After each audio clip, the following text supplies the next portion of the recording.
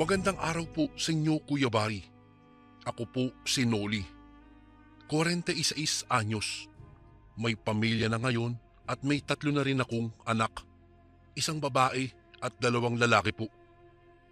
Sisimulan ko na po ang aking totoong karanasan noong bagong kasal pa lamang kami ng aking asawang si Lorena.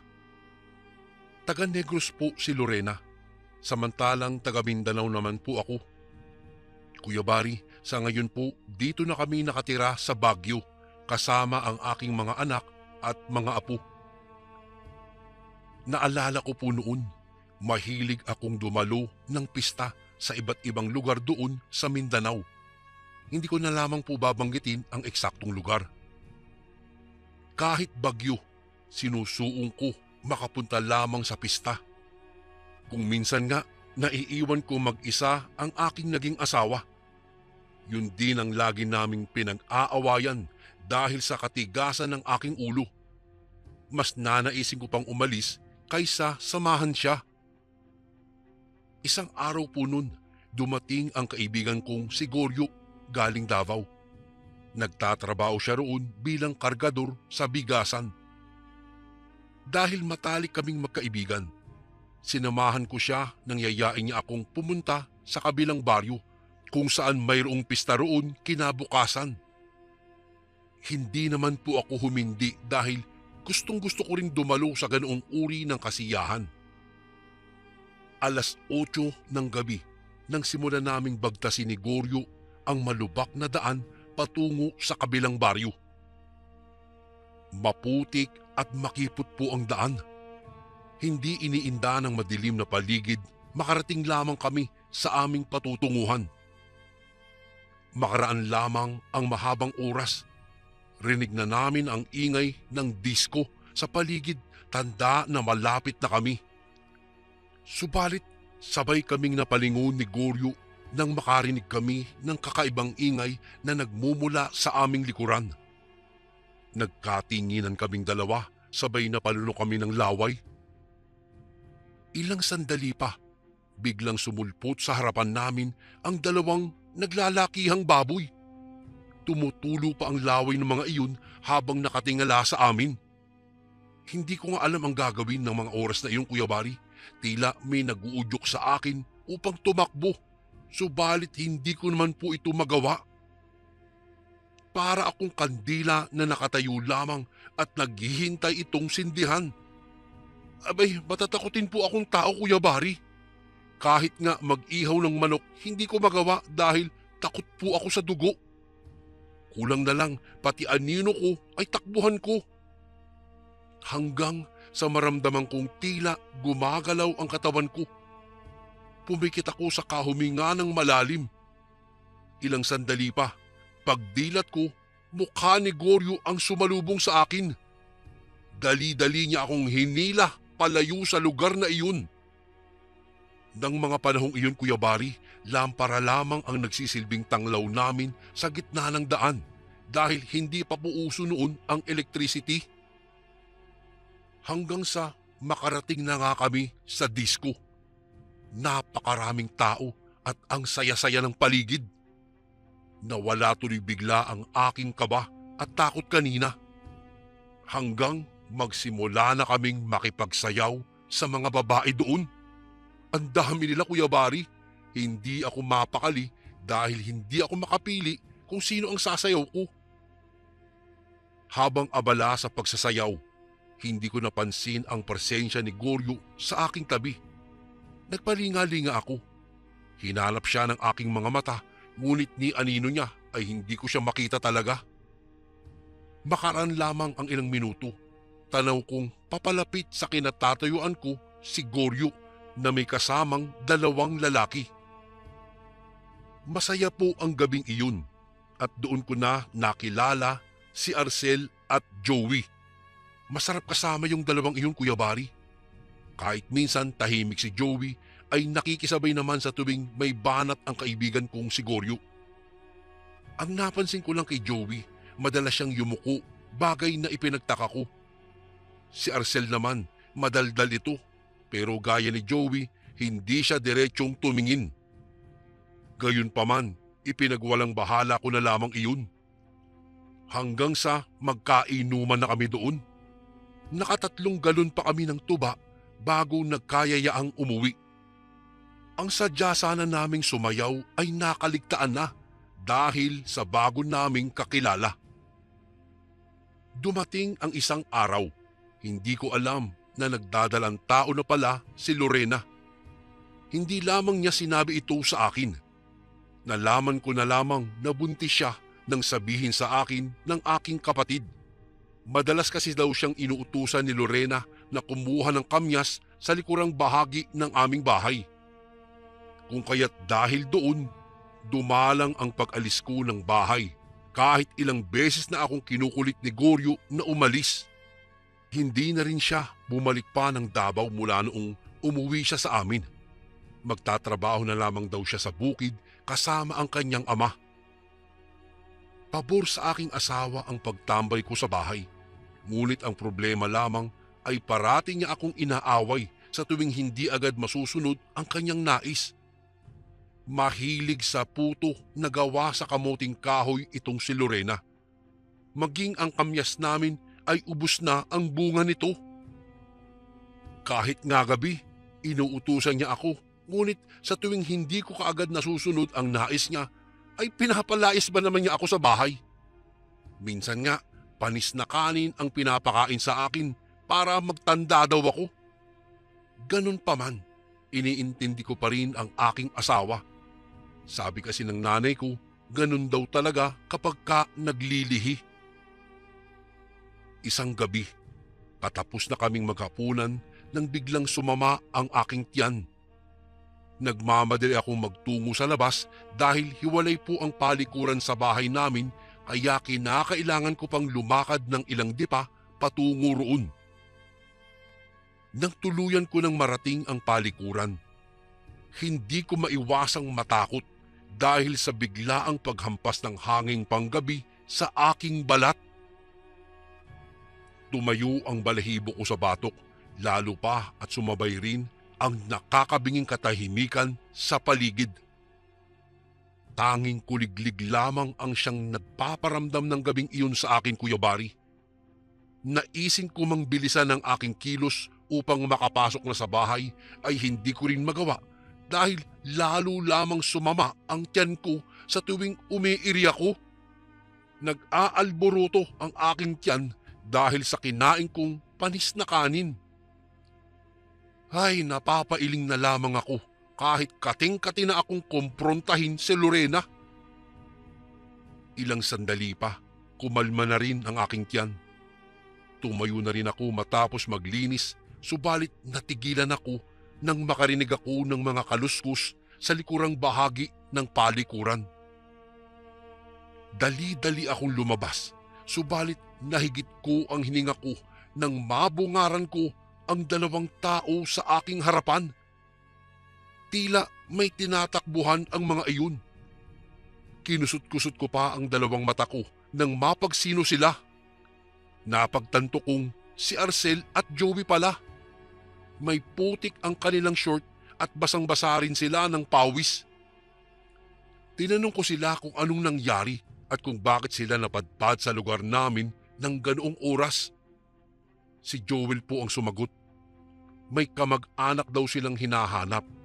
Naglayas daw ito. Nagbabaka sakali silang makita nila sa lugar namin ang kanilang hinahanap. Nang gabing iyon, Kuya Bari, pinatuloy ko sina Joel sa bahay namin. Pinagkape ko muna sila, ngunit hindi rin sila nagtagal dahil ipagpapatuloy pa raw nila ang kanilang paghahanap. Habang naglalakad kami palabas ng bahay, napansin kong tila balisa si Arcel. Malikot din ang kanyang mga mata. Gayunpaman, hindi ko na lamang binigyan pansin iyon, sa halip dumiretso na kami sa labasan. Nagyaya akong sumama, ngunit pinigilan nila ako. Ani ni Arcel, mas kailangan daw ako ngayon ng aking asawa, bagay na ikinakulot ng aking noo. Huminga ako ng malalim bago bumalik sa aking pinanggalingan. Saktong pagbukas ko ng pintuan, rinig ko rin ang matinis na sigaw mula sa aming kwarto. Dahil doon, nabahala ako, kaya naman mabilis kong tinungo ang kinaroroonan ni Lorena. Ganun na lamang ang panlalaki ng aking mga mata nang makitang humandusay sa sahig si Lorena habang hawak-hawak niya ang kanyang tiyan. Namimilipit siya sa sakit habang nakapikit. Hindi ko naman alam ang gagawin ng mga oras na iyon dahil sa biglaang pangyayari. Hindi ko talaga batid kung anong nangyari sa aking asawa, gayong maayos naman siya buong araw. Natataranta akong lumapit sa kanya habang abala naman siya sa kasisigaw. Hanggang sa sumuka siya ng kanyang kinaing puto at kamyas. Saka lamang ako nakahinga ng maluwag nang tumigil siya sa kasusuka. Inalalayan ko siya pahiga sa katre saka lumabas na ng silid. Nagmamadali kasi akong mag-init ng tubig sa takuri. Noong matapos isalang ang takuri sa apoy, umupo ako sa bangkito ngunit naudlot iyon nang makarinig ako ng kaluskos sa likurang bahagi naman ng bahay. Nakikiramdam ako. Nagitla ako lalo pa at lumakas ng lumakas ang pagkaluskos. Nagsimula na rin akong kabahan kaya minabuti kong puntahan ang aking asawa sa aming silid. Mahimbing naman itong natutulog.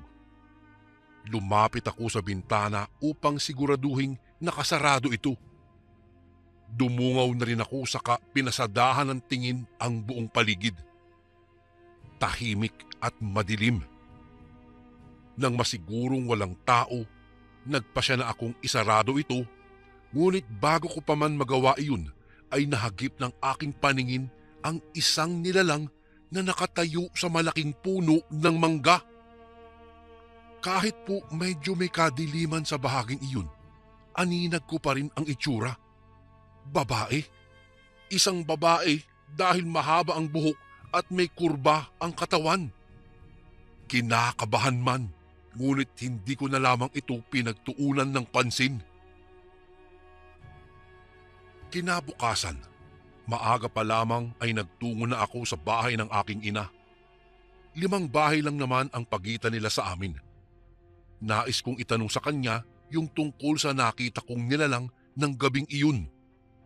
Batid kong hindi po normal ang nangyayari dahil simula ng gabing iyon, hindi na kami pinapatulog ng kaluskos sa likurang bahagi ng bahay.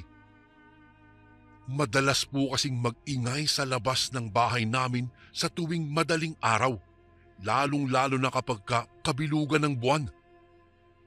Nabanggit sa akin ng aking ina na baka inaaswang daw si Lorena kaya siya nagsusuka. Inutusan niya akong magdikdik ng bawang at ilagay daw ito sa bulsa ni Lorena pati na rin sa pintuan at bintana na agad ko namang ginawa. Sinunod ko ang payo ng aking ina pero tila wala namang epekto. Bagkus magmula nun, napansin kong tila lalong naging bugnutin si Lorena. Walang araw o gabi na hindi niya ako sinasaktan. Pinagbababato ng kung ano-anong mga bagay na mahagip ng kanyang mga mata. Hanggang sa dumating na po ang puntong hindi na ako nakapagtimpi. Hapon iyon nang lumala ang alitan naming mag-asawa. Nang mga panahong iyon, Kuya Bari, hindi ako nakapagpigil at nasampal ko po siya. Sising-sisi naman ako matapos kong gawin iyon sa kanya. Dahil ni minsan, hindi kami tinuruan ng mga magulang namin na manakit ng babae. Ngunit huli na po nang humingi ako ng tawad dahil ng mga oras na iyon ay nag-alsabalutan ang aking asawa. Sa madaling salita, hiniwalayan niya ako. Hindi ko batid kung bakit hinayaan kong maglikpit ng mga gamit si Lorena. Tila nasiyahan pa nga ako lalo na nung lumabas siya ng bahay. Tila ba nakalaya ako ng mga panahong iyon, Kuya Bari. Hindi ko siya pinigilan pa sa kanyang nais. Bagkus, hinayaan ko lang siyang umuwi sa mga magulang niya noon sa Negros. Mura lang naman ang pamasahe noon. Humingi siya ng pera sa aking ina na agad naman siyang pinagbigyan. Ang paalam kasi ni Lorena, magbabakasyon lang daw siya ng ilang linggo sa kanila kaya pumayag si Mama. Ngunit hindi alam ng aking ina na nag-away kami ng aking asawa at walang kasiguruduhan na babalikan pa niya ako. Sa unang gabi na wala ang aking asawa sa amin, iyon din ang gabi na wala akong naririnig na anumang ingay mula sa labas ng bahay. Dahil doon, naisip kong baka siya talaga ang pakay ng mga nilalang na iyon. Subalit ng gabing iyon, hindi ko maipagkakailang hinahanap-hanap ko ang presensya ni Lorena. Ang amoy niya, ang boses niya, at kung papaano niya ako sinisigawan. Lahat ng iyon namimiss ko sa kanya. Kaya naman upang hindi ako tuluyang mabaliw sa kaiisip sa kanya, nilibang ko po ang aking sarili. Kinabukasan, pinuntahan ko si Goryo sa kanila. Niyaya ko siyang mag-inuman sa tindahan ni Aling Petra na puro tuba ang paninda. Suki niya rin ang lahat ng tao sa lugar namin. Bukod tanging siya lamang kasi ang mura kung magbenta. Mabait po si Aling Petra, Kuya Bari.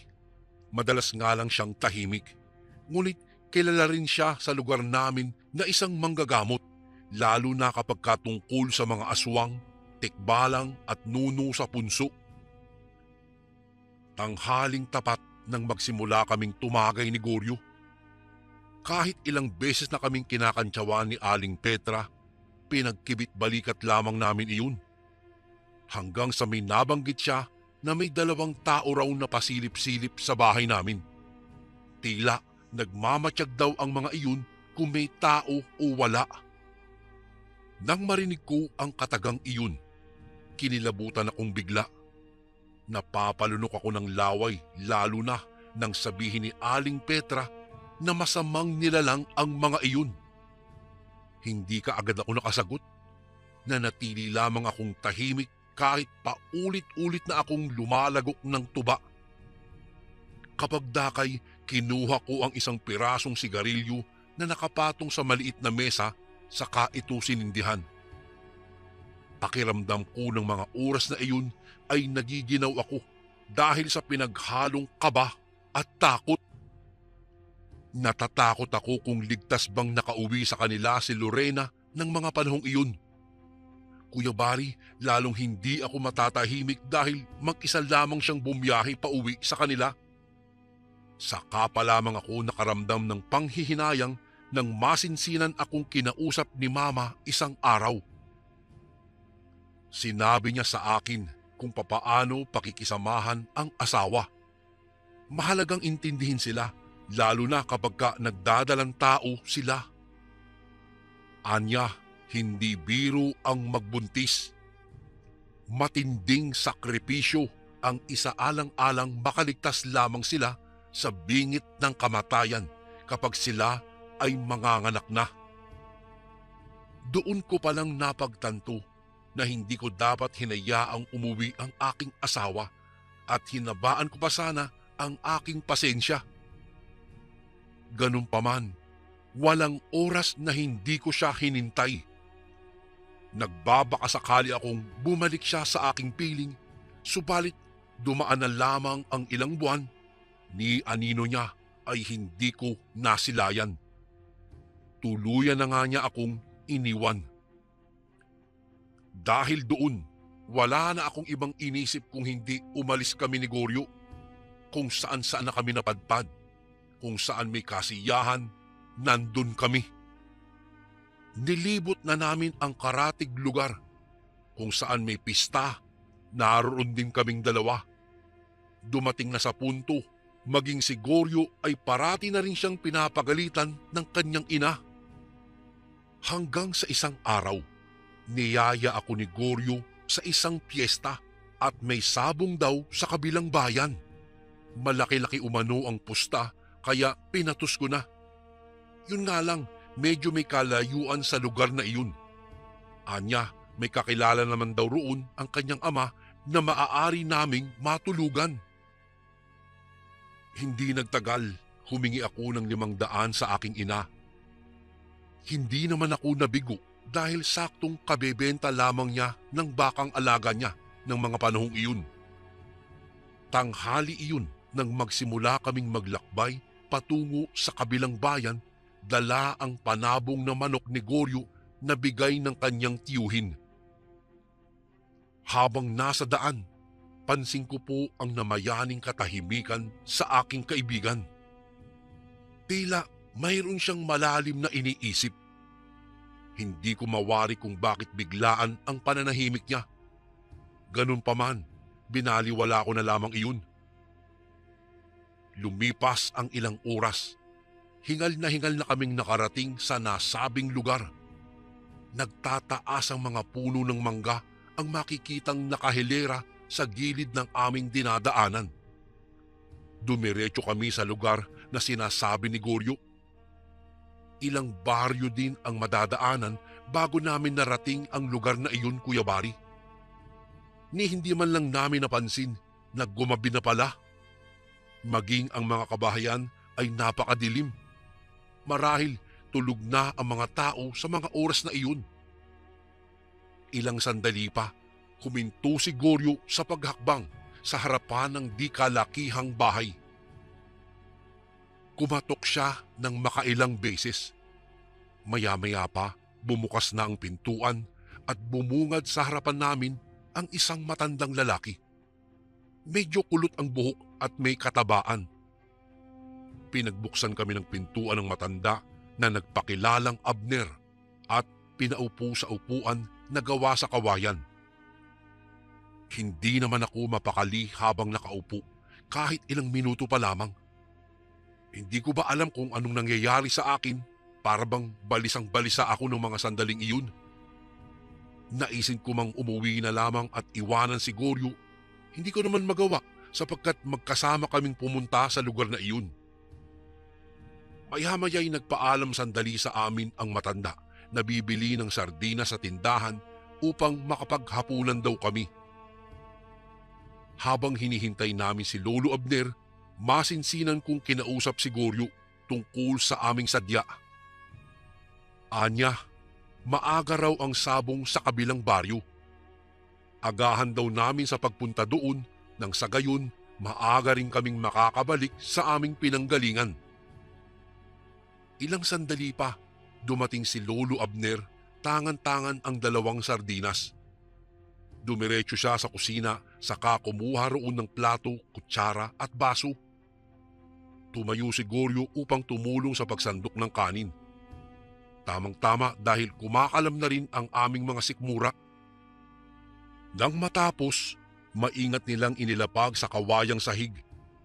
Habang kumakain, mataman kaming pinagmamasdan ni Lolo Abner.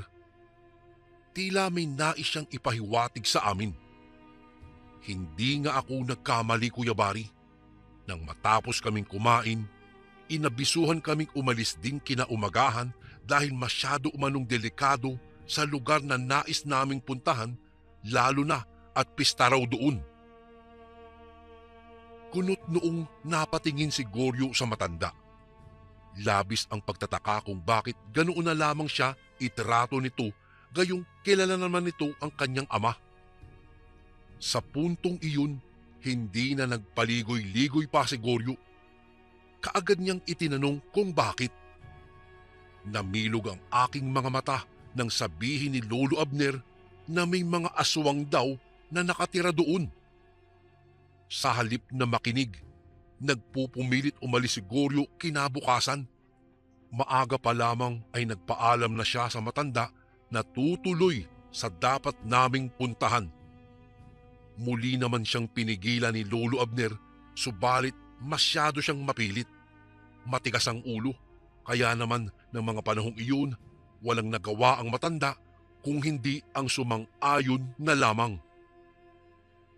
Bago tuluyang umalis, may inilagay si Lolo Abner sa aming mga bulsa.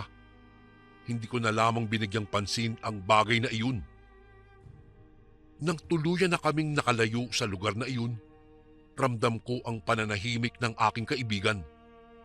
Natitiyak kong dahil iyon sa sinabi ni Lolo Abner, kaya ganoon ang kanyang inasta. Napatingin ako sa suot kong relos. Saktong 9:00 na ng umaga nang tuluyan naming narating ang baryong pupuntahan namin. Nagkatinginan kami ni Goryo dahil taliwas sa inaasahan namin ang nadatnan namin doon. Mabuti pa yung lamay may tao, pero ang pista na sinasabi ni Lolo Abner tila nasa bundok. Napakatahimik po ng lugar, Kuya Bari. Hinahanap namin kung nasaan yung sabungan. Di ba, Kuya Bari, pag sabungan maririnig mong maraming tao ang nagsisigawan? Pero dito, wala. Gayunpaman, nagpatuloy pa rin kami. Nagbabaka sakaling may makita kaming tao. Hindi naman kami nabigo dahil may nakasalubong kaming matandang babae. Nakatungkod siya habang may pasan-pasan na kung ano sa kanyang balikat. Tinitigan ko iyon ng maayos. Kumunot ang aking noo nang mapagtantong sako ito. Hindi ko lamang batid kung ano nga ang laman nun. Matalim ang titig na ipinukol niya sa amin. Nagpalinga-linga ako sa paligid at wala na akong makitang tao maliban sa matandang nakasalubong namin kanina. Malayo-layo na rin ang distansya namin sa kanya nang biglang sumuka ng dugo si Goryo. Nataranta akong napahawak sa balikat ni Goryo nang sumuka siya ng sumuka hanggang sa mabitiwan niya ang hawak niyang manok. Sapu-sapu niya ang tiyan habang walang patid ang pagsusuka ng dugo. Hinanap ng aking mga mata ang matanda, ngunit ni anino niya ay hindi ko na nakita. Naalarma ako nang tuluyan ng natumba si Goryo sa lupa. Bumilis ang tibok ng aking puso dahil sa gulat at takot na maaaring magdulot sa kanya ng kasawian. Mabilis ang ginawa kong hakbang upang alalayan ang aking kaibigan. Pinatayo ko siya saka nagmamadaling hinila patungo sa gilid kung saan may malaking puno ng mangga. Nang mga oras na iyon, nagmistulan akong baliw dahil di ko na alam ang gagawin sa kasama kong patuloy pa rin sa pagsuka ng dugo. Hinawakan ko ang magkabila niyang balikat at kalaunay tinapik-tapik. Nagpapahiwatig na kaya niya at kayanin niya upang mabuhay. Nakahinga na lamang ako ng maluwag nang makakita ng ilang tao sa di kalayuan. Papalapit ito sa kinaroroonan namin ni Goryo.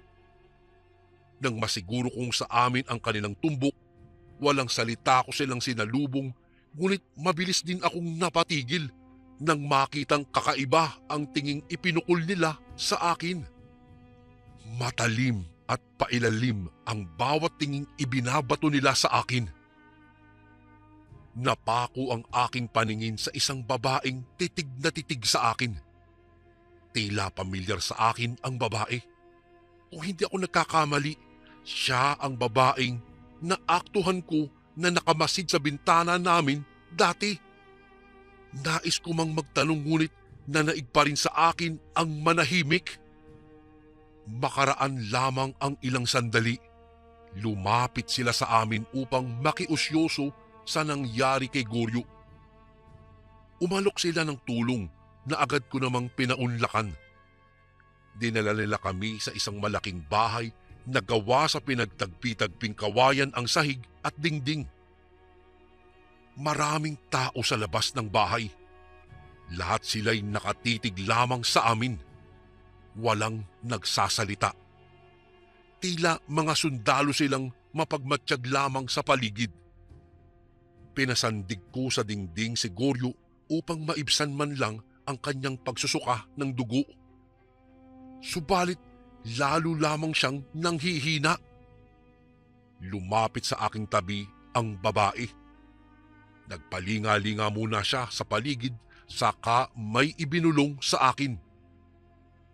Tila bomba ang salitang iyon sa aking pandinig, kung saan ay grupo umano sila ng mga aswang.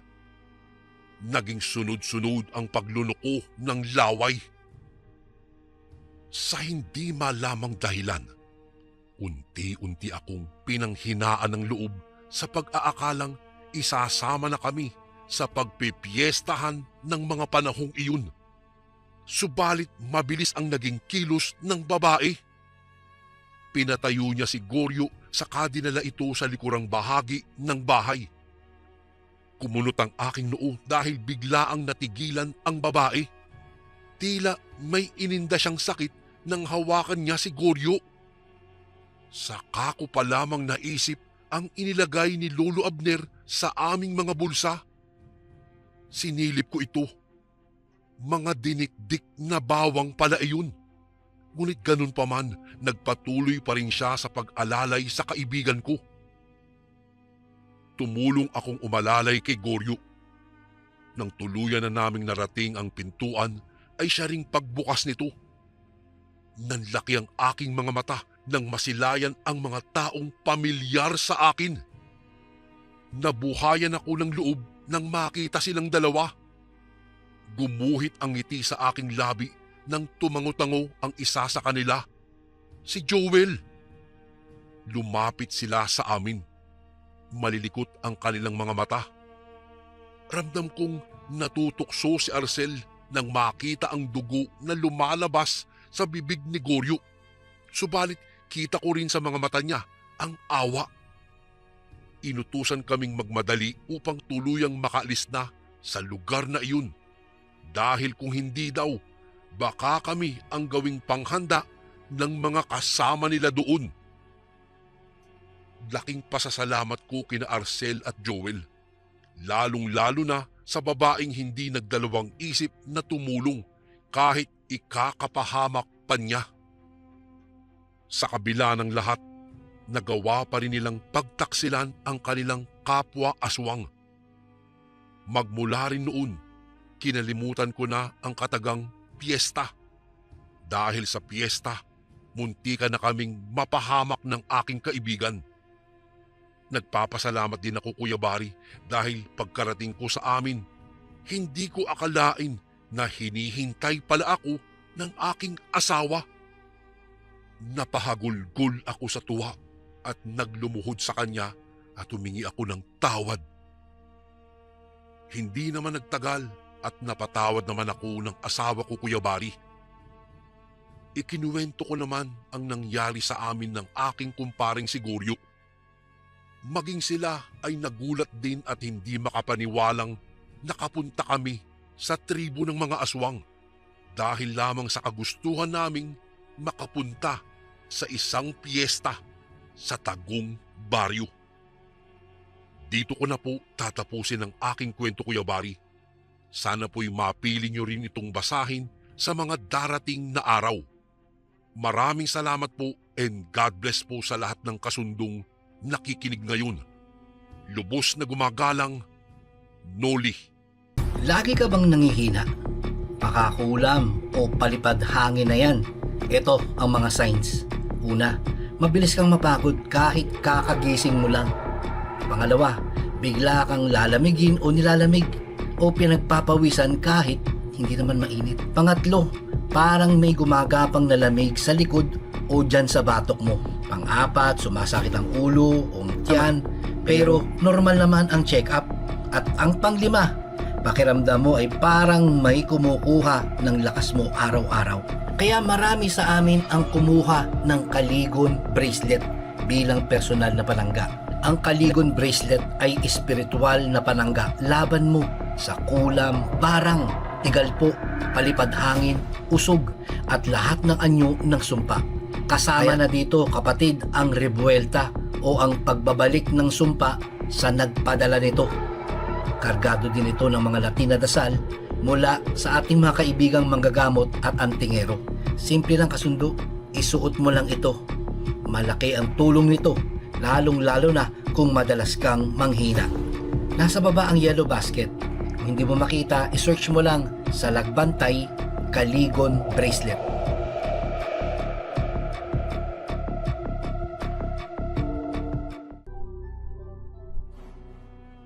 Bago ko po simulang ibahagi sa inyo ang karanasan ng aking mga magulang, nais ko po muna kayong batiin ng isang mapagpalang araw po sa inyong lahat. lalong-lalo na po sa ating butihing narrator na si Kuya Barry. Tawagin niyo na lang po ako sa pangalang Nicole. Nakatira po ako dito sa Dasma, Cavite. Ang edad ko po ay 34 na. Matagal na po akong nakasubaybay sa inyong channel, Kuya Barry, at sa bawat kwentong ipinadadala ng inyong mga sender. Ako po'y talagang napapabilib at namamangha, lalo na kapag usaping aswang na. Pero ang higit sa lahat ay may mga natututunan po akong aral at kung ano ang iba't ibang pangontra laban sa aswang. Kung hindi niyo po kasi na itatanong, Kuya Barry, 8 buwang buntis na po ako ngayon. Kung kaya't may mga kakaibang huni po akong naririnig tuwing pumapatak na ang gabi. At minsan po ay may naririnig din akong huni ng wakwak.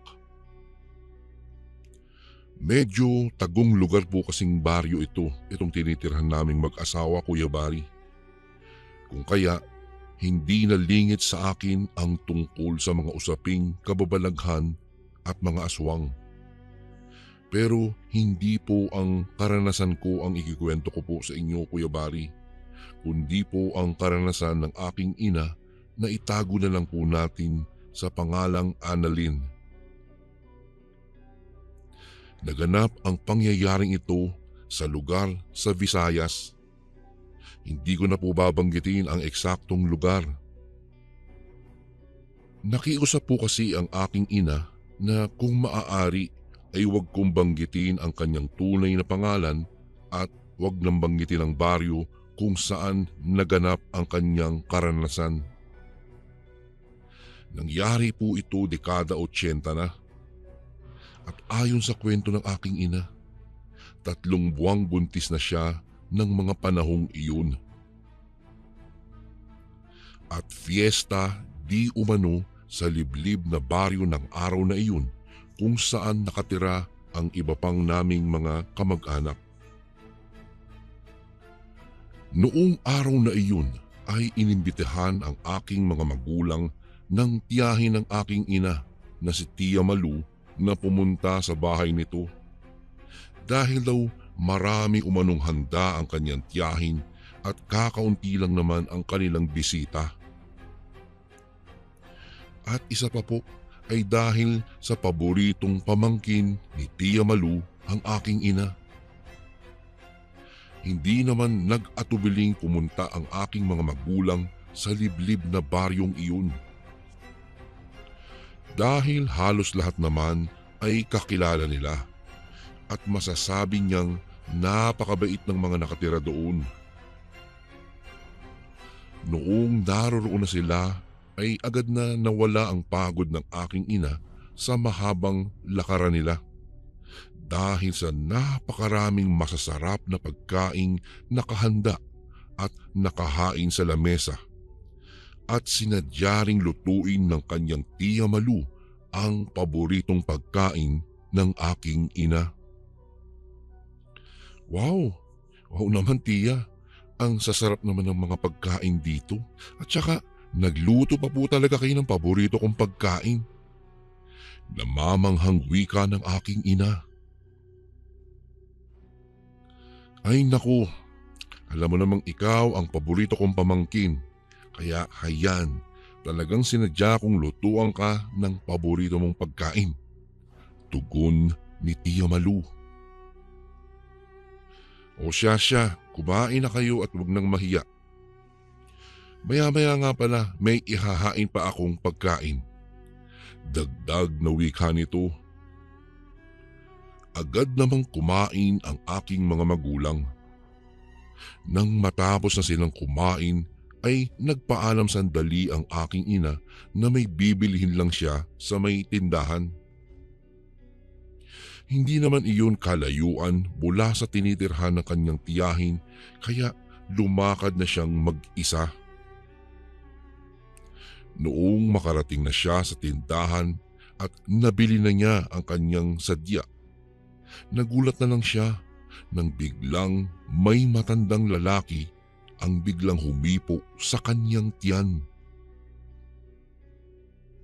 Kaya't napaatras ang aking ina at napagkamalang manyakis ang matanda. Ano ba naman kayo, Manong? Ang tanda-tanda nyo na manyakis pa rin kayo. Galit na wika ng aking ina doon sa matandang lalaki. Ayon pa sa aking ina, Kuya Bari, napansin niyang walang humpay ang pagtulo ng malalapot na laway ng matandang lalaki at may kakaibang amoy itong nagmumula sa kanyang katawan. Hindi niya po maintindihan kung amoy putok o amoy tae ng baboy. Basta po sobrang baho po ng amoy ng matanda ng mga sandaling iyon.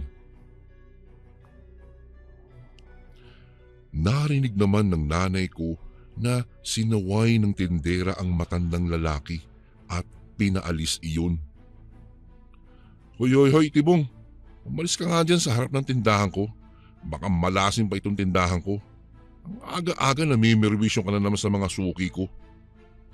Galit na wika ng may-ari ng tindahan. Maya-maya'y biglang nagsalita ang matanda. Buntis ka, no? Naaamoy ko kasi ang batang nasa sinapupunan mo. Pwede bang akin na lang yan? Nakangising sambit ng matanda. Kinilabutan naman ang aking ina nang marinig niya ang sinabi ng matanda. Hoy, ikaw matanda ka. Lumayas ka na dito sa harapan ng tindahan ko. Kung hindi, hahampasin talaga kita ng buntot pagi. Pananakot ng may-ari ng tindahan sa matandang si Tibong. Noong makita naman ng matanda ang hawak ng may-ari, ay kaagad na kumaripas ito ng takbo papalayo. Naku, ayos ka lang ba, iha? Huwag mo na lang pansinin ang sinasabi ng matandang iyon. Wika ng may-ari at tinanong siya kung taga saan ba siya. Sinabi naman ng aking ina na pamangkin siya ni Tia Malu. Ay, ganun ba? Diyan ba kayo matutulog sa bahay ni Malu? Naku, iha, mag-iingat ka ha. Lalo na yung dinadala mong sanggol, ingatan mo yan. Dahil yung nakita mo kanina, yung si Tibong, bantog na aswang kasi iyon dito sa amin. Kaya hanggat maaari ay huwag ka nang lumabas ng bahay kapag sumapit na ang gabi. Paliwanag ng may-ari ng tindahan. Kinabahan man ang aking ina dahil sa kanyang nalaman ay tumango na lang siya sa sinabi ng may-ari ng tindahan. At nagpaalam na dito na babalik na siya sa bahay ng kanyang tiyahin. Kinagabihan, habang nag-uusap ang aking ina at ang kanyang tiyahin sa balkonahe, may nasipat siyang malaking baboy na kulay itim. Malapit ito sa kinauupuan niya. Hindi na lang niya iyon pinansin dahil normal lang naman ang mga ganoon kapag nasa probinsya ka.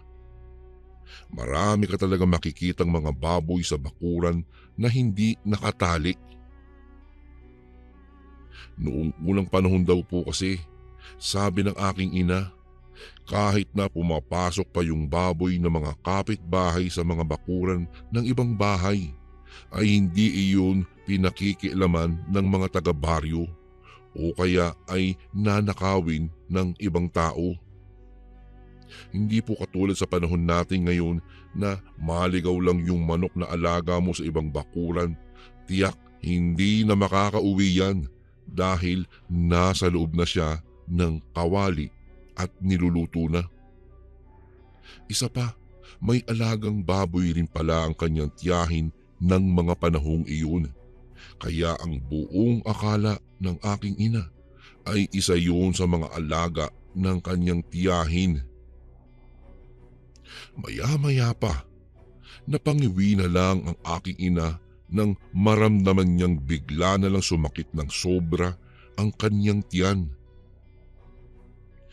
Habang nakaupo silang magtiyahin sa may balkonahe, nasipat niyang papalapit sa kanya ang baboy at nagbabaga ang mga matang kulay pula.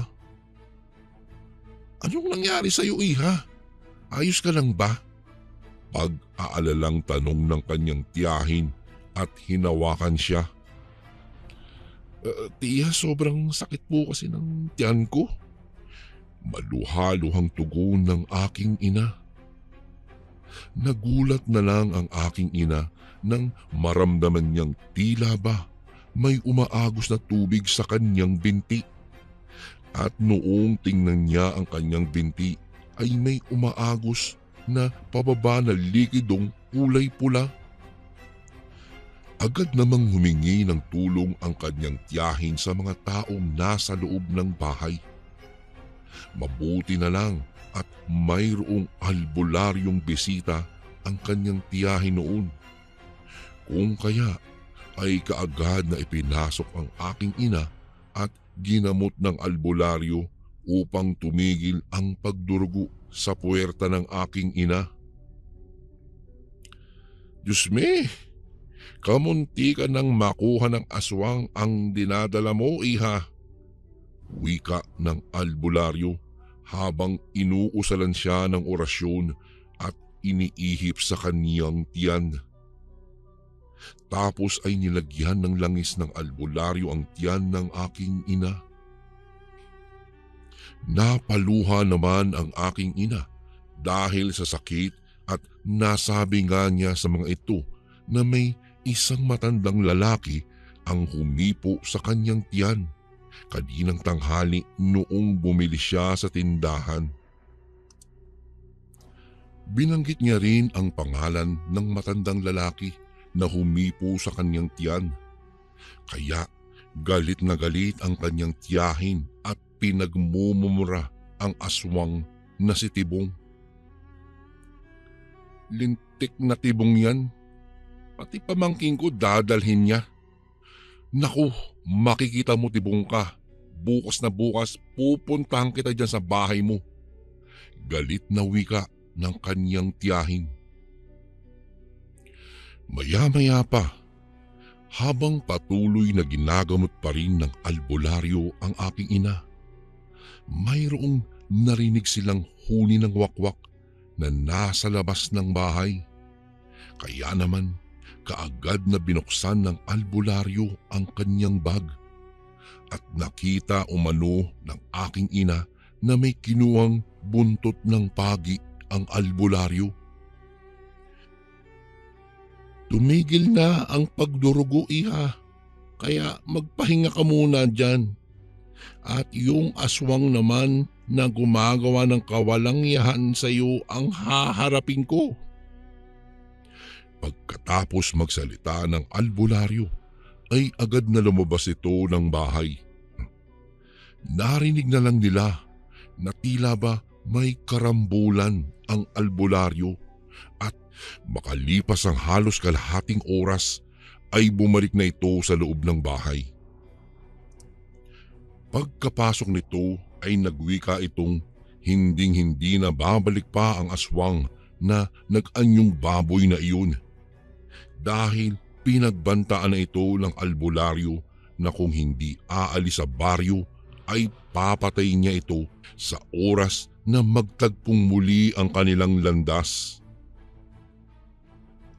Magmula po noon, Kuya Bari, hindi na natagpuan pa si Tibong. Tuluyang niyang nilisan ang baryo dahil sa banta ng albularyo. At hindi nga nagtagal ay nanganak na rin ang aking ina. Hindi na siya muling pinaranasan pa ng aswang. Magpasa hanggang ngayon ay hindi talaga malilimot ng aking ina ang kanyang naranasan doon sa liblib na baryo kung saan nagkaroon ng fiesta. Hanggang dito na lang po ang aking kwento, Kuya Bari. Maraming salamat po. Gumagalang, Nicole. Lagi ka bang nangihina? Pakakulam o palipad hangin na yan? Ito ang mga signs. Una, mabilis kang mapagod kahit kakagising mo lang. Pangalawa, bigla kang lalamigin o nilalamig o pinagpapawisan kahit hindi naman mainit. Pangatlo, parang may gumagapang na lamig sa likod o dyan sa batok mo. Pang-apat, sumasakit ang ulo o tiyan pero normal naman ang check-up. At ang panglima, pakiramdam mo ay parang may kumukuha ng lakas mo araw-araw. Kaya marami sa amin ang kumuha ng Kaligon bracelet bilang personal na panangga. Ang Kaligon bracelet ay espiritual na panangga laban mo sa kulam, barang, tigalpo, palipad hangin, usog at lahat ng anyo ng sumpa. Kasama na dito kapatid ang rebuelta o ang pagbabalik ng sumpa sa nagpadala nito. Kargado din ito ng mga Latin na dasal mula sa ating mga kaibigang manggagamot at antingero. Simple lang kasundo, isuot mo lang ito. Malaki ang tulong nito, lalong-lalo na kung madalas kang manghina. Nasa baba ang yellow basket. Kung hindi mo makita, isearch mo lang sa Lagbantay Kaligon Bracelet.